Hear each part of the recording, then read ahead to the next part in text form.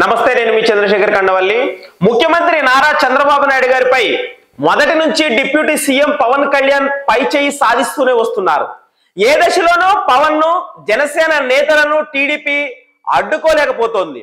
దీంతో టీడీపీని నిలబెట్టింది తానే అని పవన్ లెక్క లేకుండా మాట్లాడే పరిస్థితి వచ్చింది.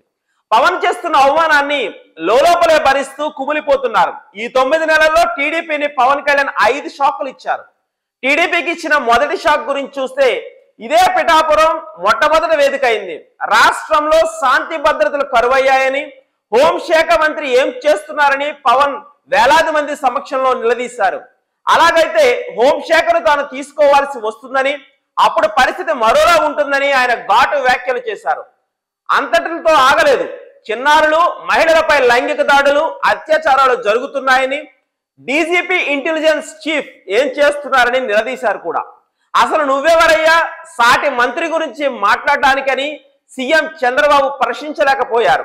తిరుపతిలో వైకుంఠ ద్వార దర్శనం టిక్కెట్లు జారీ సందర్భంలోనూ తొక్కిసలాట జరిగింది. ఈ తొక్కిసలాటలో పలువురు ప్రాణాలు కోల్పోగా మరికొందరు గాయపడ్డారు. చంద్రబాబుతో సంబంధం లేకుండా పవన్ కళ్యాణ్ తిరుపతికి వెళ్లి హంగామా సృష్టించారు. తనకు సంబంధం లేకపోయినా ప్రభుత్వం తరపున క్షమాపణ చెబుతున్నట్టు ప్రకటించారు. అంతేకాదు, టీడీపీ పాలక మండలి ఉన్నతాధికారులు క్షమాపణ చెప్పడం తప్ప మరో గత్యంతరం లేదని ఆదేశాలు ఇచ్చారు. ఈ సందర్భంగా కూడా సీఎం చంద్రబాబు మౌనాన్నే ఆశ్రయించారు. ఇటీవలే ఎమ్మెల్యే కోటాలో ఎమ్మెల్సీ అభ్యర్థుల ఎంపికలోనూ పవన్ కళ్యాణ్ తనకు తానుగా నాగబాబు పేరు ప్రకటించడం గమనార్హం. నాగబాబుకు ఎమ్మెల్సీ పదవి వద్దని పవన్ సీఎంతో చెప్పినట్లు, ఏదో ఒక కార్పొరేషన్ చైర్మన్ పదవి ఇస్తే చాలన్నట్లు టీడీపీ అనుకూల పత్రికల్లో కథనాలు వచ్చాయి.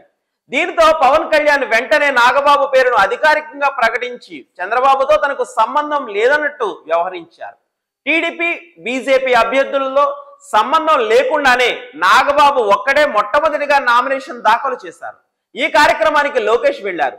ఈ సందర్భంలో కూడా చంద్రబాబు నోరెత్తలేకపోయారు. తాజాగా జనసేన 12వ ఆవిర్భావ సభను పిఠాపురంలో ఘనంగా నిర్వహించారు. ఈ సభలో పవన్ గెలుపులో టీడీపీ వర్మ పాత్ర లేదని సభాముఖంగా ప్రకటించారు. ఇది ఒక షాక్. ఇదే సభలో పవన్ మరో షాక్ ఇచ్చారు. 40 ఏళ్ల రాజకీయ చరిత్ర కలిగిన టీడీపీ తామే నిలబెట్టామని పవన్ ప్రకటించుకున్నారు. దీని టీడీపీ తీవ్ర అవమానంగా భావిస్తోంది. అయినప్పటికీ చంద్రబాబు గారు ఆ పార్టీ నాయకులు ఇదేమని ప్రశ్నించడం లేదు. ఇలా ప్రతి సందర్భంలోనూ చంద్రబాబుకు పవన్ గారు షాక్ల మీద షాక్లు ఇస్తూనే వస్తున్నారు. టీడీపీ